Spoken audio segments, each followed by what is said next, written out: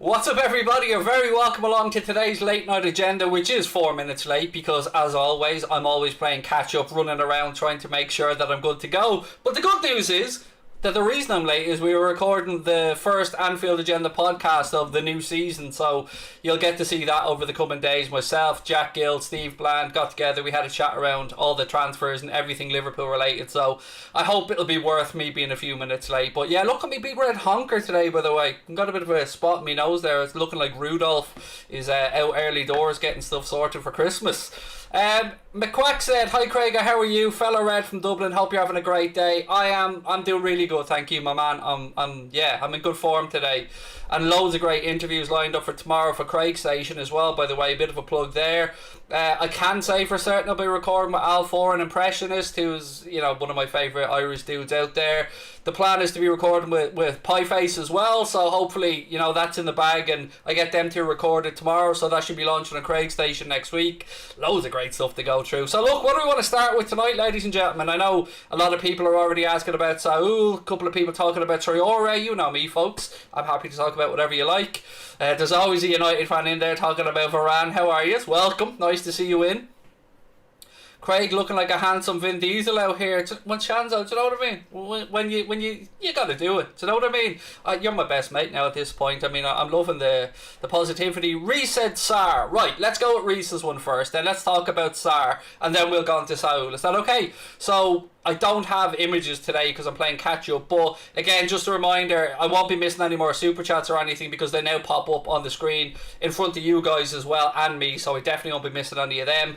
If you want to become a member of Anfield Agenda, by the way, please do click on the membership link at the top of the screen or the bottom as well. You can see a link there. And Brian Veriker has just become a member. Thank you, Brian. That popped up on my screen. Welcome to the family, mate. Right, let's talk about Sarr anyway. So here's why I don't believe the stuff about Ismaila Sarr. Not that I don't rate the lad, not that I don't think Liverpool have had or do have an interest in him, but you know, one of the reasons we're looking to bring in, and not the only reason, but one of the reasons we're looking to bring in another attacking player is obviously because we're going to lose two attacking players and a midfielder to the AFCON, and ideally you don't want to be bringing in another player that's going away to the AFCON to provide cover for players who are going away to the AFCON. And also, when we did inquire to Watford about Sarr previously, from what I remember reading, and again I think it was a Melissa Reddy report, but again one of the highly regarded journalists said that when we inquired about him at the time, we were given a figure that he was available for. To my reckoning or understanding, I think it was high 40 millions, early 50 millions, around that mark. But as well as that, they wanted a lot of the money paid up front in one instalment, and we know from the way we did the transfers for Diogo Jota and Thiago Alcantara that we paid a smaller amount up front than the remainder, you know, over the course of the player's contract. So I don't believe the links to Sarr, but it's hard to say that knowing that we have previously inquired about the guy. So, you know, I think if we got that response before when they were a championship club, I think that if anything, the response now that they're back up into the Premier League will be even more demanding of a higher fee, and probably rightly so. So to me, the Sarr links I don't see as being realistic. That's just me though. What do I think Liverpool being bookies' favourites to sign Schick? I don't read too much into it. The bookies' odds are just done off what people back, mate. So, you know, maybe there are people who have interest or knowledge on something that perhaps we don't know, but I wouldn't read too much into it personally. I mean, we are favourites for a lot of players that we've never signed over the years. What else we got? Would you sign Saul or Renato Sanchez?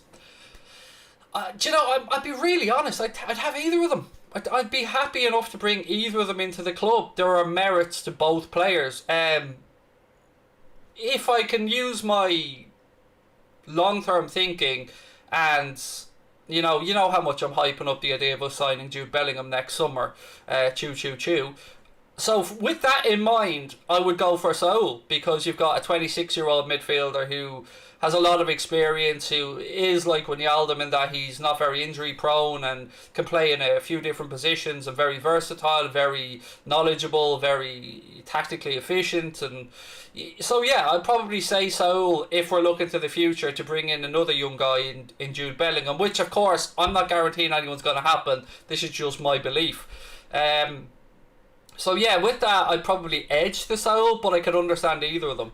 Jovan, thank you for the super chat, mate. Jovan Paracic, I hope I pronounced that correctly. Very kind of you. You didn't put a comment in, but I really appreciate you. You send us the super chat, mate. Thank you. Rafinha or Doku? We're not interested in Rafinha by all accounts. I know we've been linked to him for a long time, but there was a couple of pieces written to say that we never actually held an interest. It was more media speculation. Now, Jeremy Doku, we have been tracking for the longest time, since the kid was 15 or 16 years of age. Don't know if that will turn into a bid this summer or not, but let me just tell you where I lie. And by lie, I mean sit, or, I don't mean tell lies, because I try not to do that. Here's where I sit on all of this transfer stuff at the minute. So I understand we're getting frustrated, and I say we because I'm part of this. And I understand that we're looking around and we're seeing United getting Varane in, we're seeing United getting Sancho, we're looking and seeing Jules Koundé being linked with Chelsea, we've seen Spurs get some players in, we've seen Manchester City being linked with, some great additions there. But I still think there is the potential for this window to end very, very, very well. I'm not guaranteeing or promising anything, but the way I read the situation is that Liverpool are moving on fringe players, moving on players that are taking up valuable overseas squad places. So we've seen Shaqiri come out and say himself that he's informed the club he'd like to move on in search of pastures new. It's no secret that Origi could be available to move on if the right offer comes in. So I think that we're doing that, along with keeping an eye on how desperate some other club gets. And I know that some other clubs, I know that people are going to go, that's not right, but think about it. So United got Varane for a very, very, very good price for a whole factor of reasons: contract situation, Madrid's situation, the fact that they're doing everything to try and get Kylian Mbappe and free up money and all that type of stuff. And I want Michael Edwards in Liverpool to capitalise on that. So I understand it's frustrating, and I'm with you all on that one, but I do hold a belief, maybe naively, maybe falsely, that we will get a couple of very good signings before this window closes. And I'm the first one to say it's always next year, it's always thinking for the future. And if the window closes and we haven't made the signings, I'll be as angry as anybody, and I will be as vocal about it as anybody. But I honestly do think we will pull something out of the bag towards the end of this window as clubs become more financially desperate, as they look to free up wages and money, and some clubs are under serious restrictions because of the impact of COVID. So all I'm saying is, just don't rule us out just yet. I think we have until the end of August, yes, ideally, and going on seasons past, Klopp does like to try and get the guys in as early as he can, but we are coming off a summer where there's an Olympics, we've had a couple of international tournaments in the Euros and the Copa America, so I can't believe I'm the one preaching patience for once, because I'm usually the least patient human being you'll come across. But I kind of am thinking, let's just ride this one out and see what happens, because there's no point in getting angry about what may or may not have happened yet. What the fuck is this little dude jumping up on the screen here? When did this come in, Connor? This lad on the screen, that even surprised me. I've no idea what that is, but I'll get to Saul Niguez, because I know some United fans are in the chat saying Niguez to United, and yes, United have been linked with him.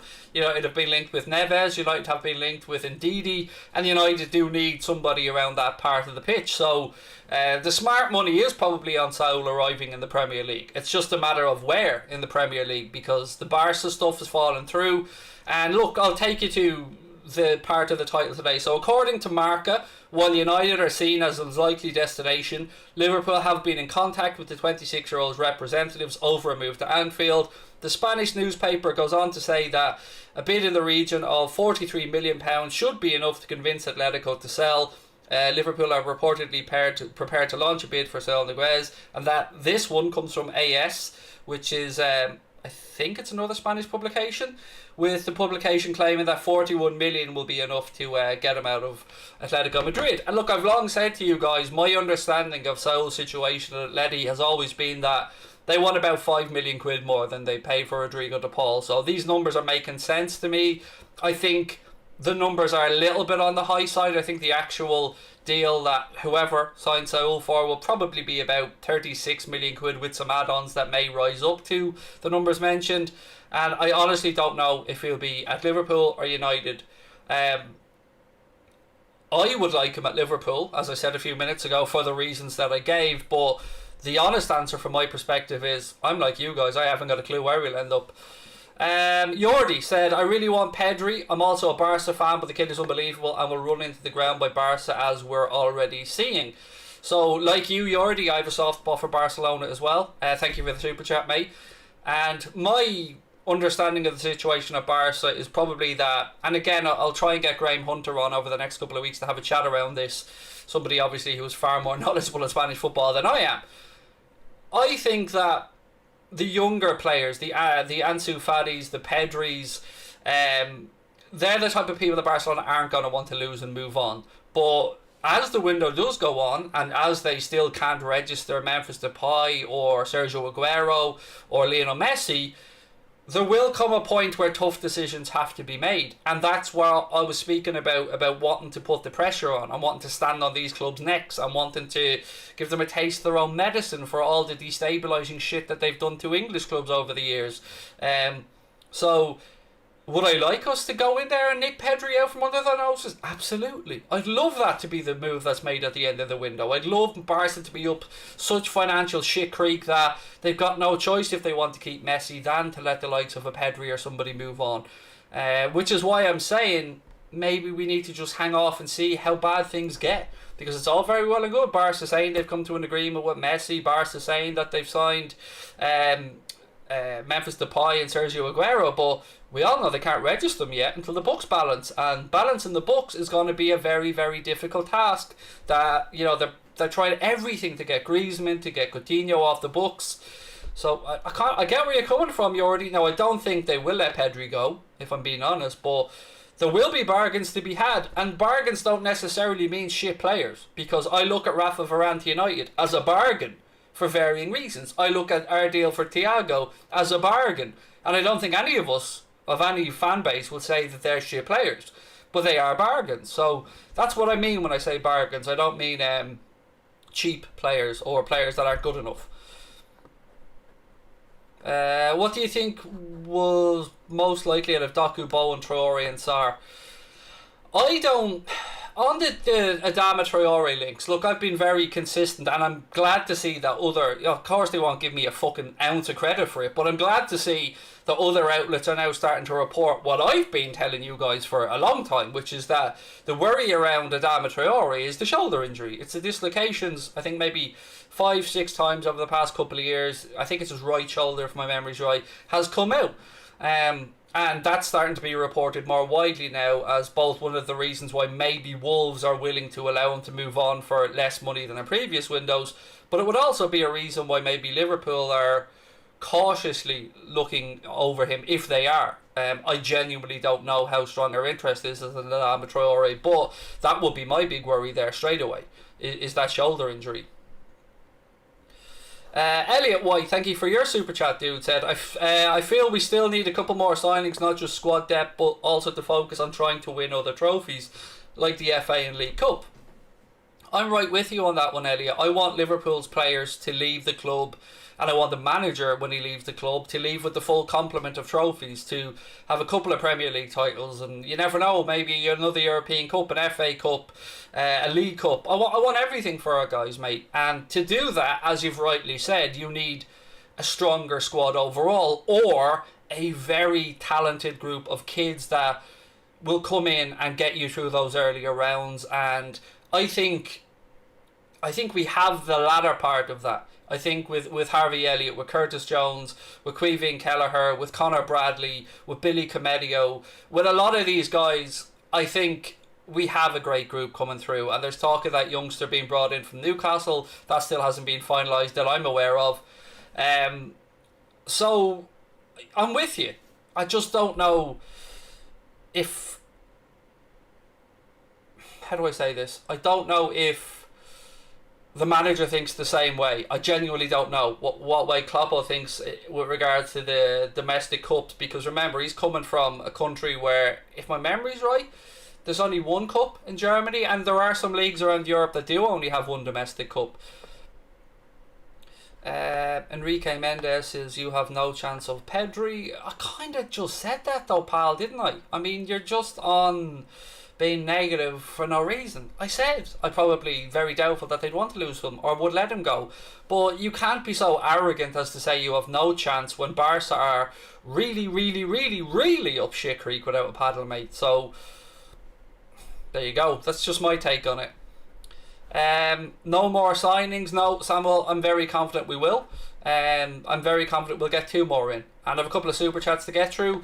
Yordi said, even the likes of Moriba, who may be tempted to leave the club due to racist abuse he's been getting from Barca fans. See, now, I'm reading a super chat out there. That isn't me saying anything about racist abuse, because I don't know if that's the case. But I do agree that Barca have a lot of young good players there, mate, and will they be able to keep them all? I don't know. I spoke before about their transfer or their overall wage budget being at 1.500 and something million. Now, La Liga have their own FFP system in place where basically there's a set of accountants, from my understanding of it, and the clubs submit all of their financial information ahead of time to the league, and the league lets them know whether they fall into the criteria of being allowed to do all of this, or they need to move on X amount of wages or whatever. So from my reading of it, Barca at one point had a wage bill of about 560 million quid.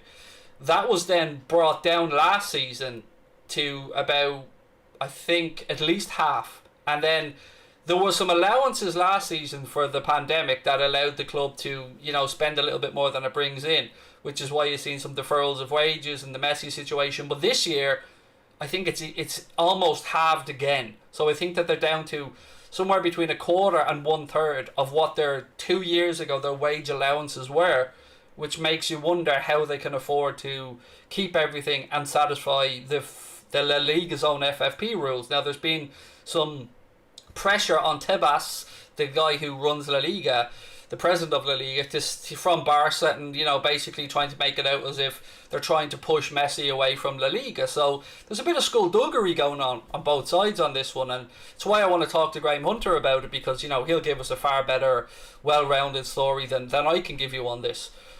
Jens said, in lack of signings, do Liverpool have youngsters coming? Yes, definitely. But as with all clubs, mate, you know, we all sign talented youngsters. There's no guarantee. That last step from under 18, under 23 to the first team is the most difficult one to make. And the ones we've seen from Liverpool, and the ones I think will make that step this season, will be obviously, we've seen Curtis Jones do it. We've seen Creevy and Kelleher do it to some degree. We'll see Elliott make it this season, and, you know, Connor Bradley looks like at right back the next option to come in if Nico Williams moves on to provide cover for Trent. So yes, we've some great youngsters at the club. You know, Musialowski, you know, the Polish Messi as he's been called.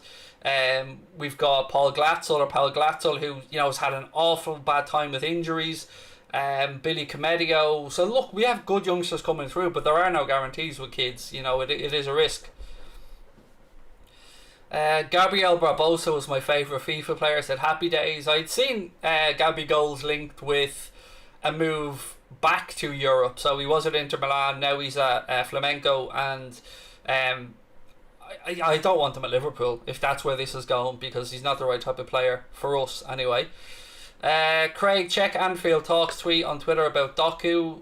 No, I don't even think I follow Anfield Talks on Twitter. And any information I need around transfers, you know, I like to source in my own way. Again, I've no idea what they've said, but feel free to lash it in the chat. But I won't be looking at their Twitter account at the moment, because I'm in the middle of a live stream. Might have a little look later on. Is VVD ready for Thursday's match? So the manager said there's a possibility and that Van Dijk could get some minutes against Hertha Berlin. And look, I will be doing a watch along of the game on Thursday, so you don't need to worry about that on here. But yeah, there is talk. Cade Gordon, of course, as well, another great name there from Ball McPrebin. Was Glatzel not loaned out? It still doesn't make any difference if he was or wasn't. I'm talking about, somebody asked me, do Liverpool have good youngsters coming through? And my answer is yes. So, you know, I'd be the first one to admit I haven't kept track of every youngster that's gone out on loan, for instance. I know Vandenberg has gone back to Preston, and I know of a few, but I was trying to give a well-rounded picture of the quality of the youth that we have. Excuse me. So Samuel said, thoughts on Koundé to Chelsea? Yeah, look, I've always been somebody who thinks Jules Koundé's a great player, and I seen a couple of people almost writing him off because he's 5'10", like Carlos Puyol and Cannavaro didn't exist or weren't footballers. So yeah, look, these days centre backs are usually 6'3", 6'4", 6'5", but you know, you don't have to be over 5'9" or 10 to be a quality centre back. There are exceptions to the rule, and I think Jules Koundé is one of those exceptions, as was Cannavaro, as was Puyol. So yeah, it's kind of, as a football fan in general, it's irked me a little bit to see people using that as a way of knocking the guy. I mean, if you don't rate his football ability, by all means have your say on that, but I think unfortunately that would be a very good piece of business for Chelsea. The same way, unfortunately, I think Varane and Sancho have been a good piece of business for United. I just hope that in a couple of weeks' time, United, Chelsea and City fans will be sitting around speaking about the unfortunate couple of good signings that Liverpool are after making. What if we sign Chiesa out of the blue? We won't. So you don't need to worry about that one. No more signings, Craig. Thoughts? I disagree, Kevin. I fully believe that there will be at least one, most likely two signings to come in, and I will hang my hat on that till the window closes. And if I am wrong, as always, I'll put my hands up, but I am very, very confident that our business is not done in this window. Is Carrier still in Liverpool squad? Yes. He was. He got some minutes in a game recently, and is training with the lads. But again, he'll be moved on. What have we got? Thoughts if I don't know what, somehow Liverpool sign Mbappe. Oh, okay, that's where you got Mbappe this summer. How does this affect your team? Just a good topic of discussion. Look, Real Madrid are doing everything, cutting players' wages, trying to move lads on, everything that they can to try and convince Kylian Mbappe that his future lies at the Bernabeu. You've got to take into account the 700 million they're spending to redevelop it, and from my understanding, that's going to be paid over 25 years. And it doesn't come into FFP when you're doing the likes of, from my understanding, when you're doing the likes of stadium developments or any infrastructural work, it can be written off against FFP. But what is hanging over their heads is the financial headache that they have, and the possibility of further sanctions or investigations into the whole Super League fiasco, which they haven't stepped away from yet, along with Barcelona and I think Juventus, if my memory's right. Now, UEFA have paused this investigation.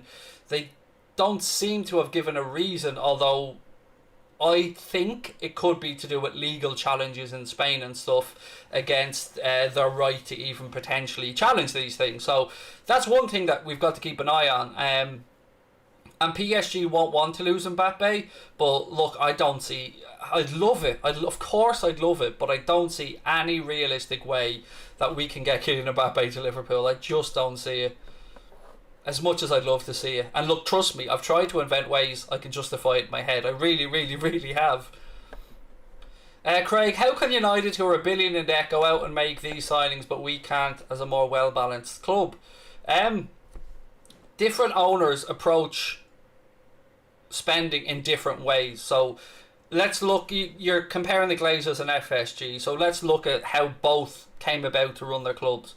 FSG came in with their own cash, bought Liverpool for a very good price, have improved it, and have tried and bought Liverpool, by the way, under the assumption that FFP was going to be enforced, and that by becoming self-sustaining that we could compete against everybody else. So the gap was to try and, or the challenge was to try and close the gap commercially with Manchester United, who have been streets ahead of us for a very long time in commercial revenue, sponsorships, and all the stuff that had that massive gap. So whatever we say about our owners, that side of it has been achieved. So we are self-sustaining, as much as it frustrates us at times.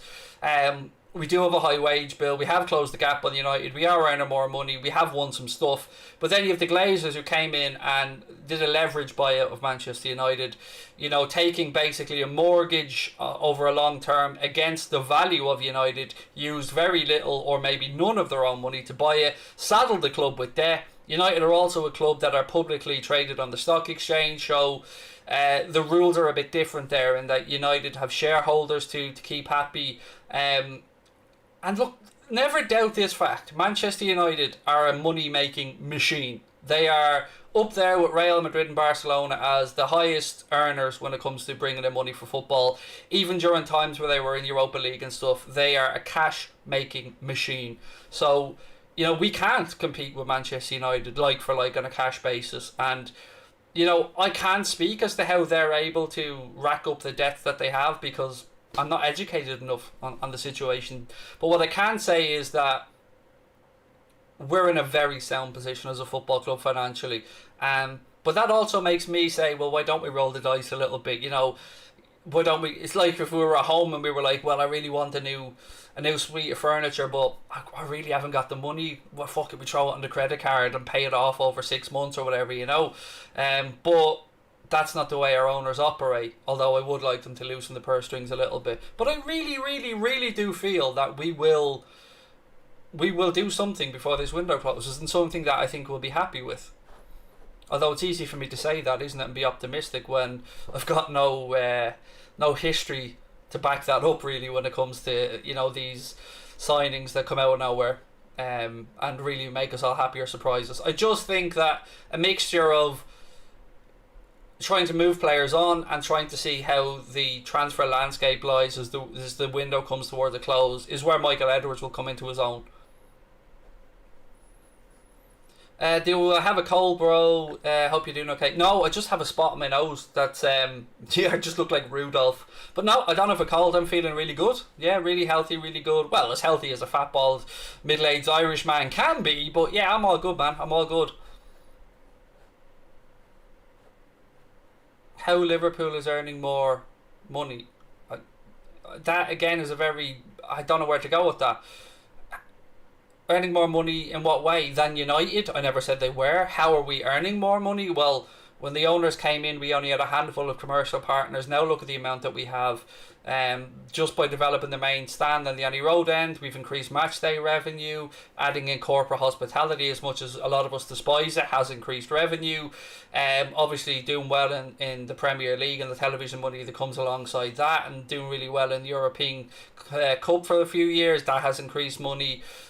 So it's very easy to figure out how we've increased money. I suppose the big question we all have is, how the fuck does that not translate into transfer funds? That's the real question that I think a lot of us have. And again, I'm as baffled by that as anybody. After the Super League, if no signings are made in this window, do you think the fans will lose their patience with FSG? I think that's a multi-layered question. Some people, myself included, will be very annoyed, yeah. But at the end of the day, what matters most is what happens on the pitch. So let's say, for instance, what you're speaking about comes to fruition and we don't make any signings and we go into the new season, but we win the first 15 games and Van Dijk looks like the old Van Dijk and Harvey Elliott starting to do really well, and Curtis Jones steps up a little bit. Continuity can't be forgotten about here as well, because we've got a group of players who've been together a while, with some exciting younger players in it. So even if nothing else happens, I'm very confident we'll still be there or thereabouts come the end of the season. Now, I want something to happen. I very, very much want us to sign a midfielder and an attacking player. But either way, I'm very optimistic going into the season, because how can I not be optimistic about this group who have achieved so much for us? And even when everything went tits up last year, no crowd in, home form terrible, a load of injuries, we still managed to somehow finish third in the Premier League, and we still managed to get ourselves back into the Champions League. Now, third in the Premier League shouldn't be accepted as good enough. Of course it shouldn't. We should want to win it. We should want to win the European Cup. We should want to win the domestic cups. So let's just, I know these aren't the words you want to hear, but let's just see how things unfold. Oh, even saying that, I annoy myself by saying it. Have you seen the young Ajax player Anthony? Yes, I have. Really rate him. Could be a real up and coming star. Hope you're well. Love the streams. Thank you, Josh. Yeah, I was actually looking into this guy the other day, and I won't lie, I did Google most promising young players, and his name was one of the names that came up, because I've always been open and honest about that side of my football knowledge is probably the worst part of my football knowledge, the young up and coming players. I'm somebody who well believes my own ability to read a game and judge a player from what I've seen, but Jack Gill is the side of this channel that looks at the attacking, or the young up and coming talent both in England and around Europe. So very limited knowledge, but I am aware of the guy you're speaking about, and he is highly rated. Craig, thoughts on Klopp believing in Harvey Elliott? Klopp, believing in Harvey Elliott to take Shaqiri's place in the squad. Too much pressure on him? Not really. I mean, two ways of looking at that. I suppose the way you're looking at it is, he's a young lad and you don't want to put too much pressure on him and you're looking out for him. And I love that about you, mate. I love that you have that thought process. But the way I look at it was some of what you've said, but also, well, what was Shaqiri's role in the squad realistically over the past year or two? Fleeting cameos and the odd appearance here or there, which is probably exactly what's going to happen with Harvey Elliott. 10-15 games throughout the season, and progression. So I would rather give those games to Harvey Elliott, who's a young up and coming player at a club, than to give them to a 29-year-old Shaqiri who's most likely fucking off anyway. So for me, I'd rather give the games to Elliott, or a youngster and somebody who has a future at the club. Does that make any sense? I hope what I've explained makes sense. Does in my head anyway, but you know, very often what goes on in here, what comes out here, don't make much sense to others. Do I think Pogba could go to Chelsea?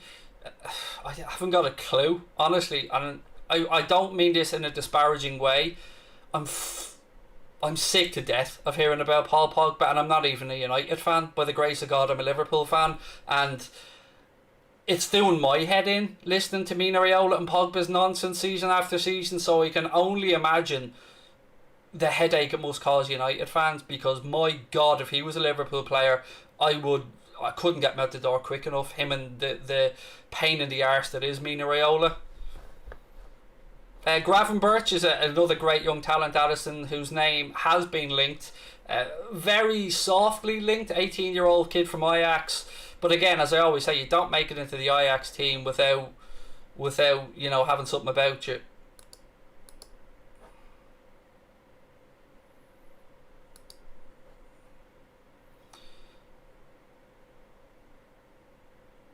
Sorry, I was just reading a deleted comment there and I didn't understand what the hell he was on about.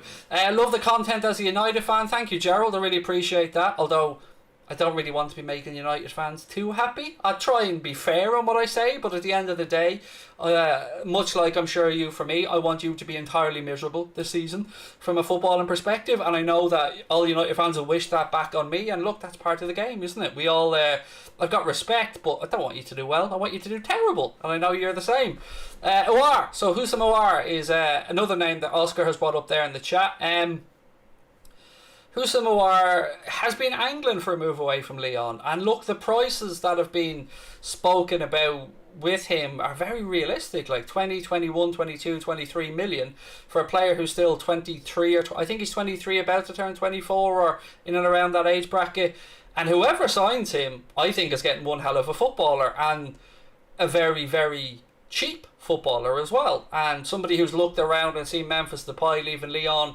And look, we all know Jean-Michel Aulas, the Lyon president, is a tough man to deal with, negotiate with, but I'd again, another one of those I'd have no problem with Liverpool signing. Arsenal have been strongly linked with him in the past as well, and I do think this will be the summer he leaves Lyon. Jensk said, I totally agree about Pogba and Raiola, and Jensk is a United fan. Thank you again for the super chat, mate. Dylan Ross Miley said, thoughts on Jude Bellingham? Look, I'm probably deluded here, mate, but in my little brain, I have fully convinced myself that Jude Bellingham will be a Liverpool player next summer. Not this summer, next summer. And I've even left myself in no doubt about that. I am 100% convinced inside that it's going to happen. Now, I could be setting myself up for the biggest kick in the nuts that I've had in a while, but to me, all signs point to Bellingham at Liverpool.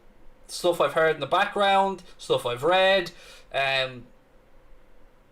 I could be setting myself up for a massive failure here, but I just feel he'll end up at Liverpool, and next summer the first ever on Anfield agenda will come to fruition. If we got Adama and Saul, this summer's a good summer, said Matthew Belshaw. I'd be a little bit underwhelmed by the signing of Adama, if I'm being honest, Matty. Saul, again, I'd have no issues with, mate, in any way, shape or form. And Adama could be very good business, but that shoulder worries me, and we've got enough players that are, have had either an unlucky run with injuries or are, I hate to say the phrase injury prone, but susceptible to injuries. I kind of wish we got Marlon, said Thomas.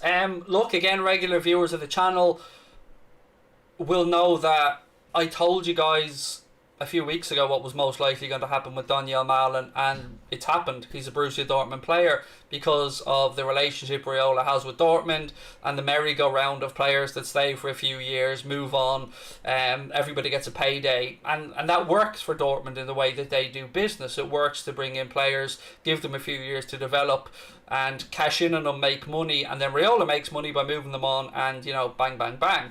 So yeah, I kind of, I don't mean to say I told you so, but, I'm somebody who, if anything, probably underplays the stuff that I'm aware of, rather than lying to everybody and going the whole ITK route and making out like I know everything, because I absolutely don't. But I am well informed on a lot of subjects, and if I hint towards something, people that watch regularly will know. I don't like to nail my colours to the mast, but I do know a bit. The Anfield Agenda podcast is back, said Connor in the chat. New episode tomorrow morning, link in the description, available on all good podcast apps, absolutely. Spotify, iTunes, Acast, wherever you get your podcast, search Anfield Agenda, and the first one of the new season will be back on there tomorrow. We missed out on Daka, I think. I'm with you on that one. I can't understand the reasoning behind not taking a punt on Patson Daka. I think Leicester have got themselves a very good player there, and look, we know Leicester's recruitment's been really good anyway. But yeah, I'm with you on that one. I would have happily went out and got Patson Daka at Liverpool. Thoughts on Fabio Silva? The Wolves, the young striker at Wolves, is that who we're talking about, or is there somebody else? If it's the young striker at Wolves, again, he's only in there a wet day. They paid a lot of money for him, I think, wasn't it? I don't know if it was one of their record transfers, but it was certainly a very high amount of money to bring him in from Portugal. And I don't know what his situation is. Honestly, I haven't got a clue what Wolves plan to do with him. Neto would be a good signing, better suited to us than Adama. 100% agree, Thomas. I mean, you know where I am on Pedro Neto. And I will be talking to Dave Azzopardi from Talking Wolves tomorrow around the whole situation with Pedro Neto and Adama Traore, and I'll be checking in and see how Keanu Hoover's getting on. So hopefully Dave will be able to give us a better insight on when Pedro Neto will be able to come back from an injury, because I think September, October is the latest that I've heard on when he might be available. So the odds of Liverpool rolling the dice to try and sign him would probably be unrealistic in this window, as much as I'd love him. Can you win the Champion and Premier League? If yes, nice. If not, should you pay us back? What the fuck is that about? I've got no idea where you're going with that, mate. Sorry. So if we don't win the Premier League and Champions League, you want me to pay you back? With what? Thin air? Because that's... yeah. Anyway. Do you think we could sign a player in January like Neto? Maybe, yeah. I don't know what way we'll be squad-wise come January. Hopefully we'll be relatively injury-free. Greetings from Dubai. Denzel, how are you, mate? I mean, am I jealous you're over in Dubai now? Yeah, I am, a lot. Why are we such a broke club? Why is everybody always so defeatist? That's what I don't understand. Would you rather be the broke club that you claim us to be, who have won a Premier League, a Champions League, a Super Cup and a Club World Cup, or would you rather be a club like Spurs or United, who have spent money but haven't seen success over the past 5 or 6 years. Now, granted, of course, United had a long reign of success before that, but for a broke club, your words not mine, we're doing alright, like. So what I mean? We're not too shabby for what you're classing as a broke club. So I don't get all the negativity. You know, I'm all for wanting better and trying to find ways for our club to be better, but sometimes I think the negativity is just over the top at times. And look, I'm as guilty of it as anyone, mate. You watch my match reactions and stuff, I'm, you know, lunatic mode. But I don't think everything is as negative as some people are making out.